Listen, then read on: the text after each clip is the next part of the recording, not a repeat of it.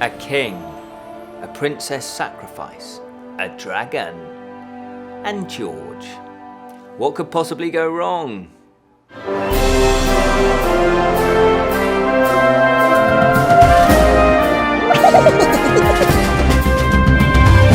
Hello and welcome to the Friday Fantasy Show from the Bottled Imp, exploring the realms of fantasy. My name is Ken Boyter, and today we're taking a look, because it is St. George's Day this Sunday, we thought we'd obviously take a look at George and the Dragon. So we have. And this particular film is directed by Tom Reeve, and it was released in 2004, and it's starring James Purefoy. I think that's how you pronounce it. But there are a few other actors that crop up, that's what I'm going to say, surprisingly. So let's find out who they are. George and the Dragon. What's it all about? What's the setup? Well, George is a knight, and he is come back from the Crusades, and he's had enough of fighting. He wants to retire, and all he wants is a nice bit of land just to build a little house on there, and maybe have a wife as well, just settle down and enjoy the rest of his life.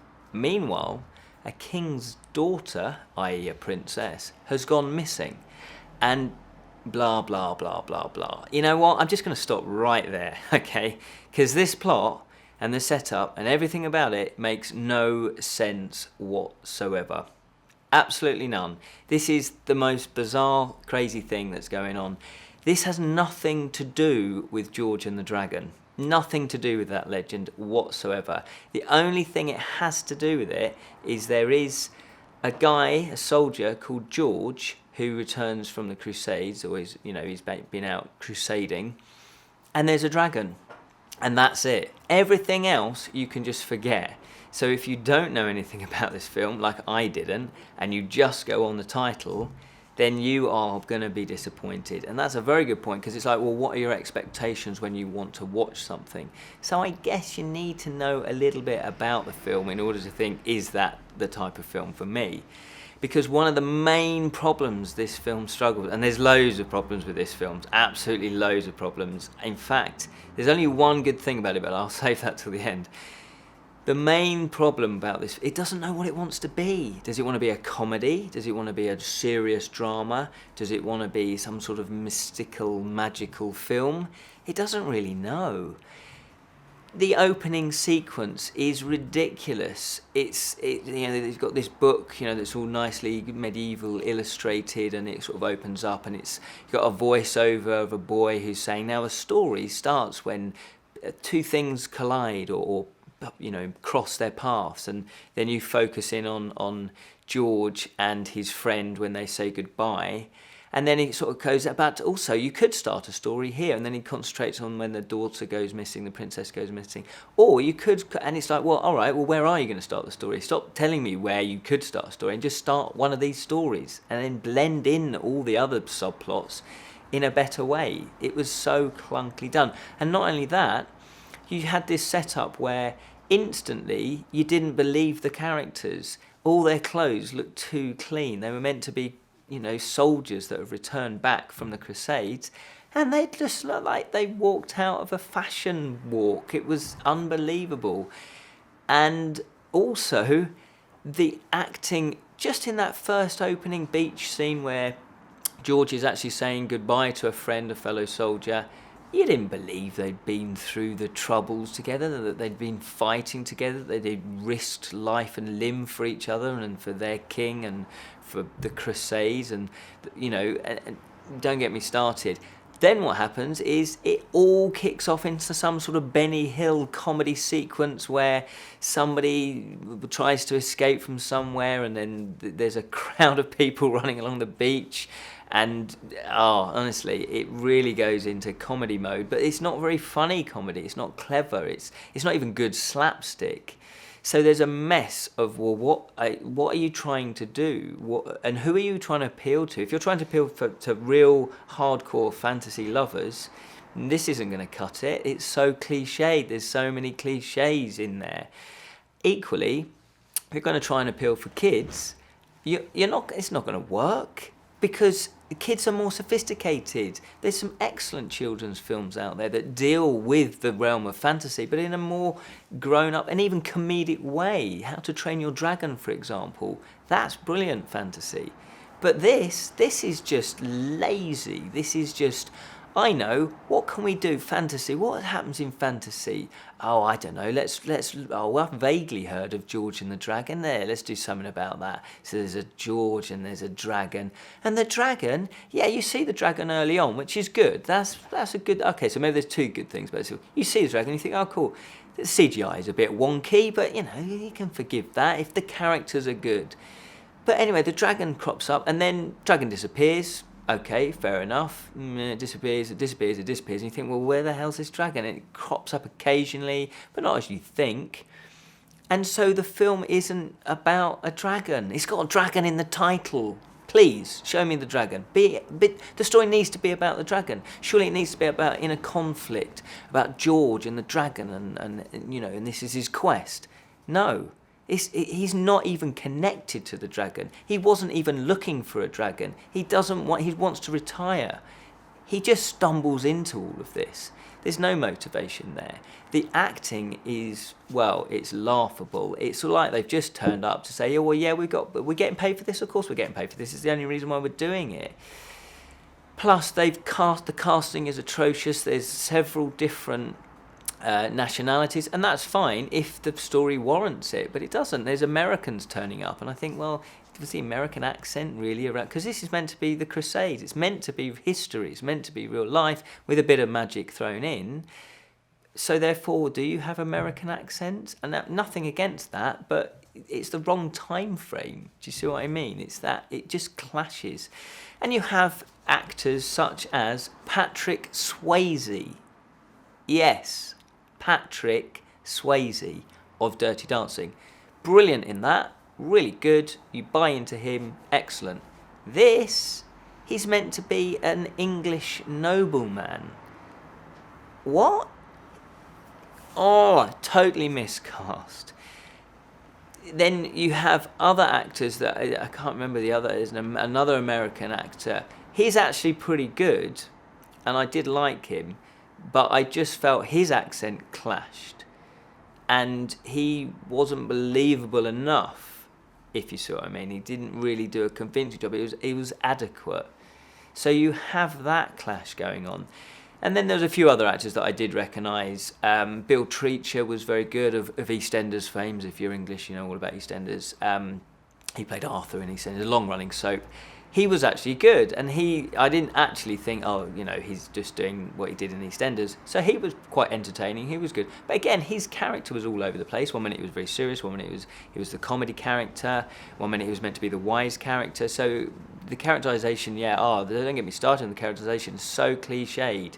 Princess, tick. Okay, yeah, she was feisty, but then that isn't enough anymore. I wanted depth to that character. What happened? Spoilers. There's not really much to spoil. The dragon has a baby. It lays an egg, and so the princess she's stolen by the dragon, and she wants to protect the egg. George, on the other hand, thinks it's a danger and wants to kill the egg, and so smash the egg up and kill the baby dragon. So yeah, okay, that's probably the plot. But then of course, it's then all about the egg, because the mother dragon dies. So for a good portion, the majority of the film, there's no dragon. It's no, they're just trying to take this dragon egg to somewhere, and it's like for safety to this monastery. And so you just get this mess of a plot where everything just happens. It just happens. It's coincidental, and this character turns up and that character turns up. I would say the best thing about this film is that Bill Oddie turns up. For those of you that have watched English sitcoms in the 70s and possibly early 80s, you will know Bill Oddie from The Goodies. And that was a comedy show that was sort of like, it was meant to be like Monty Python for kids. It was very silly, but it was very funny. And Bill Oddie he always comes across as a very nice man. And he's very good in this. His acting is brilliant. And he's cast correct. He's this tavern owner, and he is meant to be slightly comedic. but he doesn't overdo it. He plays it properly. He knows what he's doing. You feel like he's in charge of his character, and he does nice little facial expressions, but not over the top. It's believable. He was probably the only believable character in there. So I just wanted it more about him and his character and what happens in his tavern. So it was just a complete mess. Everything was terrible. The CGI was a bit shonky, but normally you can overlook that if the characterization works, if there's motivation for the characters. I didn't care about the characters. And then you kind of think, well, okay, maybe I'm expecting too much of this film. You know, maybe I wanted it to be like Lord of the Rings or Game of Thrones, but it didn't even offer anything else. The comedy then, if it's meant to be a comedy film like Monty Python and the Holy Grail, it wasn't funny, it wasn't original, it was slapstick, and even the slapstick wasn't very well done. It was shonky. It really felt like this was a film that wasn't even a B film, it was like a C or D film from the 80s. The music, the classic, let's do rock pop kind of synth music for the opening credits, but then never use that again. So okay, if you're going to use that, and I don't really like that in fantasy films, then use it all through, because then there's some sort of consistency. No, then they go back to using an orchestra, you know, orchestral music, which is great, but it was over the top, it was overblown, it killed any tension they were trying to actually create. There was no tension from the actors, there was no tension from the plot, from the story. I didn't feel like anybody was in any threat whatsoever. You know, there's more threat when I go and get a pint of milk, basically. You know, oh, will I trip over? Will it rain on me? That was more exciting. In fact, the most entertaining bit of this film was at the end credits, where they put a little outtake sequence together. That ran for like 3 minutes. That was funny. I actually laughed at that. That was entertaining. So if you were meant to be a comedy, why didn't you just do a film about filmmakers trying to make a fantasy film and the problems of it, and it's cliched, and get the dwarf scene, make jokes about that. I probably would have enjoyed that much more. But no, instead the filmmakers were lazy. They just put trope after trope after cliche after cliche. There was nothing original. And then you think, well, why do this? What are you bringing to the table here? Why are you increasing the fantasy genre? No, you're just cobbling this together. The budget was $32 million. Not a lot by Hollywood standards whatsoever.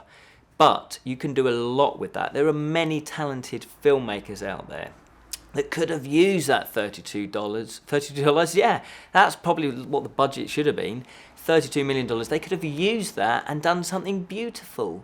They could have created something arty then. If their budget isn't brilliant, be creative, be imaginative. There's so much more, and I feel frustrated. I don't know why it wound me up so much. Maybe I'm taking it too seriously. But it wasn't, if I wanted to be entertained, this didn't entertain on any level whatsoever. And I feel bad, because I know one of the actors in there. Jamie Treacher, if you are watching, I'm sorry.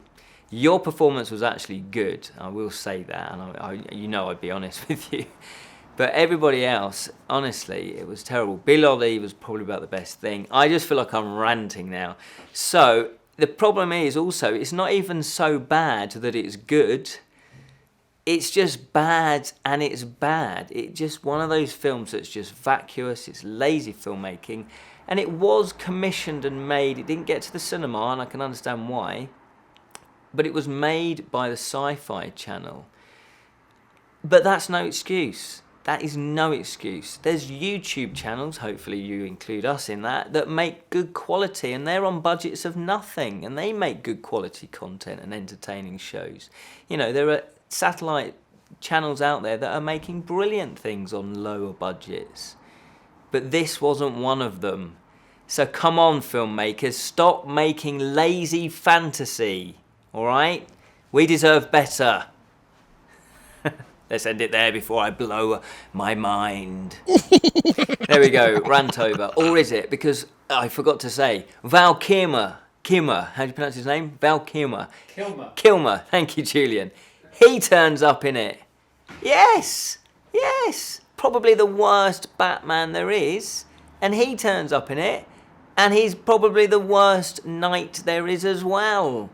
Seriously, guys. I mean, actually, to be fair, he was pretty good at the fight sequences, and the fight sequences are okay, but they're nothing special. There's nothing clever about it. They're a bit shonky, filmed in places, but some of them were okay. He was probably, he did look pretty good. He could still hold himself, well and physically.